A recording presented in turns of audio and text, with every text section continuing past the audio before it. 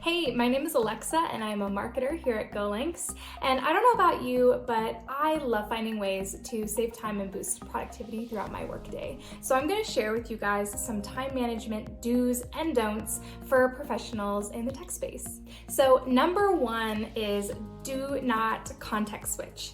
The average employee spends up to 35 minutes a day switching between applications. And when they do that, it then takes them around 10 minutes to sync back into their workflow. That's a lot of wasted time. So next time you need to really focus on a project, it might be good to turn off those Slack notifications and maybe your email notifications. So to combat context switching, you should be intuitively task blocking. Intuitively task blocking allows you to focus on one singular thing at a time, and that'll help you get more done ultimately throughout your workday. The next one is a big one. Do not waste time searching for information. The average employee spends around 59 minutes per day just trying to find the resources that they need to do their jobs. This might look like digging through Google Drive folders or Confluence pages. Whatever it may be, we waste a lot of time looking through our workplace apps.